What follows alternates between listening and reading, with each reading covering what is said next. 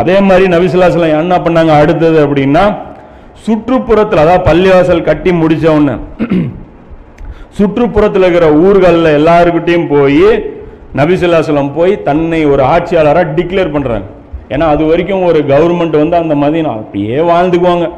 இது ஒரு நாடோடி கூட்டம் மாதிரி தானே இருப்பாங்க, பெருசாலாம் ஒன்றும் இருக்காது. இன்றைக்கும் ராஜஸ்தான் போய் பாருங்கள், ராஜஸ்தான்லாம் போய் பார்த்தீங்கன்னா ஒரு கிணறு இருக்கும், கிணறு தான் மெயின். கிணறு இருந்தால் ஒரு 50 வீடு இருக்கும். இன்னும் தாண்டி போச்சிங்கன்னா 4 கிணறு இல்லையா, மறுபடியும் ஊர் இருக்காது, ஒன்றும் இருக்காது. மறுபடியும் ஒரு 50 கிலோமீட்டர் போவோம் ரேலிக்கு போகும்போது, உள்ளே போனீங்கன்னா மறுபடியும் ஒரு 4-5 கிணறு இருந்ததுன்னா அந்த இடத்துல வீடு இருக்கும். தண்ணி இருந்தால் அந்த இடத்துல இருப்பாங்க, அவ்வளோதான். பெருசாக அவங்களுக்கு ஒரு ராஜ்யம் அதெல்லாம் ஒன்றும் இருக்காது. இப்போ இவர் தான் போய் ஃபார்ம் பண்ணுறாரு. இவர் போகிறாரு, அந்த கிணறு வச்சுட்டு இருப்பாங்க, ஒவ்வொரு கிளையிலும் வசிச்சுட்டு இருப்பாங்க, அங்கிட்டலாம் போகிறார். மதீனாவுக்கு நான் தான் லீடர், புதுசாக வந்திருக்கேன், என்ன சொல்கிறீங்க, என் கூட சேர்ந்து நீங்கள் சண்டை போட அதாவது எனக்கு கூட சேர்ந்துக்க போகிறீங்களா, இல்லை எதிரிகள் வந்து அவங்களுக்கு உதவி செய்ய போகிறீங்களா, இல்லை நடுவில் நிற்க போகிறீங்களா? இது எடுத்தீங்கன்னா இன்றைக்கி அமெரிக்கா பண்ணுது.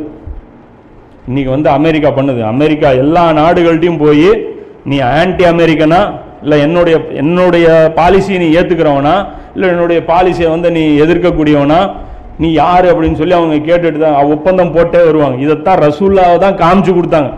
அதுக்கு முன்னாடி உலகத்தில் எவனும் போனதே கிடையாது.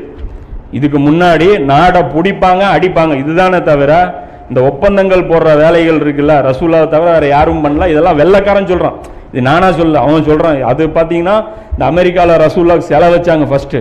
அதுக்கப்புறம் முஸ்லீம்கள்லாம் எதிர்த்துக்கு போய் சிலை எடுத்துகிட்டு வெறும் ஒரு கல்வெட்டு வச்சு உலகத்துக்கே ஜனநாயகத்தை கற்றுக் கொடுத்தவர், ரொம்ப சட்டங்களை கொடுத்தவர் அப்படின்னு சொல்லி அவங்க வச்சிருக்கிறாங்க.